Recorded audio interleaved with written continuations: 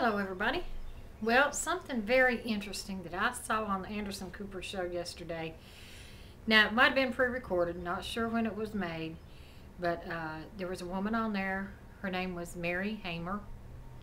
Mary Hamer claims to be the guardian angel for Joran VanDersloot.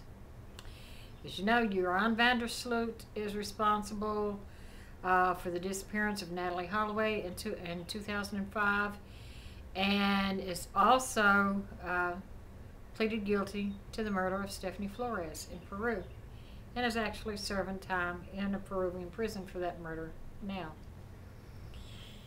But Mary Hamer claims that that prisons do nothing to rehabilitate people. She says that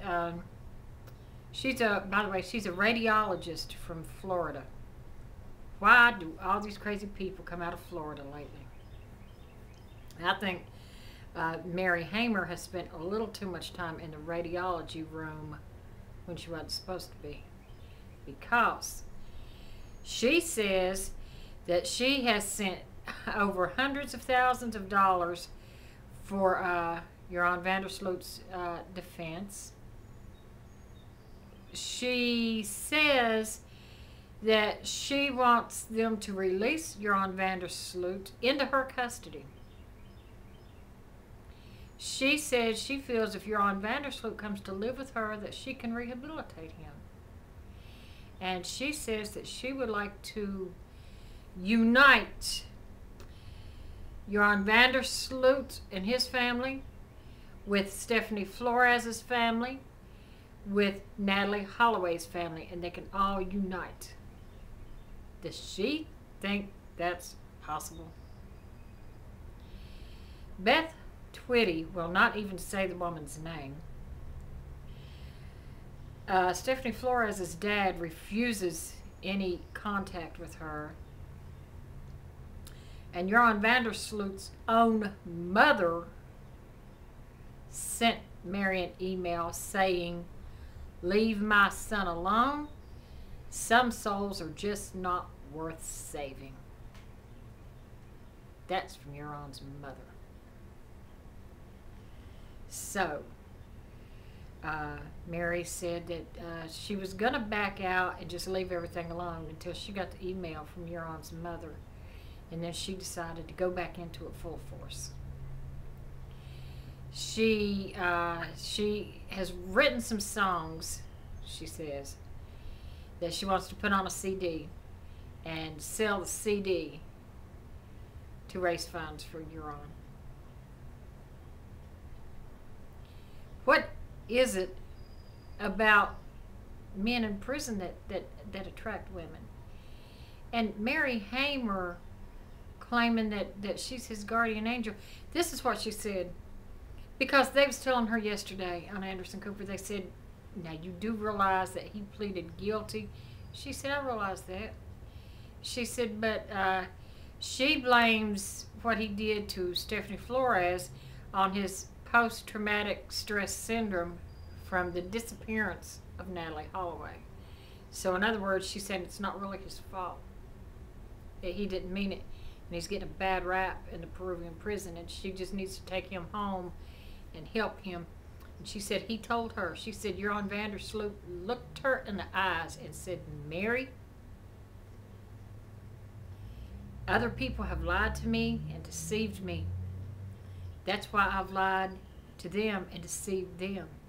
But Mary, I trust you, and I know you would never lie to me, and that's why I'll never lie to you." And he was able to tell that lie with a straight face, apparently, because she bought it. So she's believing everything that he says. And it's just weird. But yet she says that it's not a sexual attraction that she has, that she just wants to take care of him. She's 55 years old. She should know better than this by now. She's divorced, and she's a doctor, like I said, in the radiology department. Some of those radiation waves have been seeping out, wherever she's working at. But that's just real bizarre. And every 6 months she goes to Peru to visit with him. And when I was watching her yesterday, she's not an ugly woman. I wouldn't call her beautiful, but she's not ugly. But when somebody would question her or say something, to the fact that, well, don't you know that he killed this girl or whatever, and will call her on certain things, she might get this sly little smile, but her eyes will go down like this. And she just looked so demonic. She really looked demonic. But what is it about these women that are so attracted to a man in prison? Look at Scott Peterson, who killed his pregnant wife. And they already knew they were having a little boy and already picked out a name, Connor.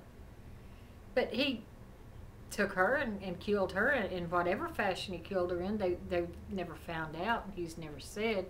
And then threw her body in the ocean. So for a woman to be attracted to that, I don't understand. I don't understand. To think, oh, well, he killed his pregnant wife. These women that are in love with these men are probably putting all the blame on Lacey. They're probably blaming her and saying it's her fault that Scott did this. And it's just so bizarre.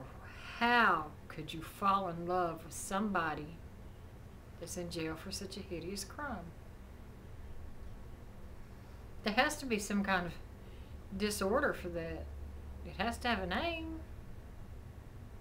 But it's just bizarre. That's what I call it. But anyway, so keep your eyes open for Mary Hamer's CD if you would like to buy it. And we'll see what her latest is going to be on the VanDersloot case. Something I looked it up online, and at one point they said that she had gone over there to visit with VanDersloot, and he told the guards to tell her to back off. So I don't know what that was all about. But she is crazy. And if she's too crazy for VanDersloot, then she's pretty crazy. But he'll never lie to Mary. Anyway, until next time, people. Bye-bye.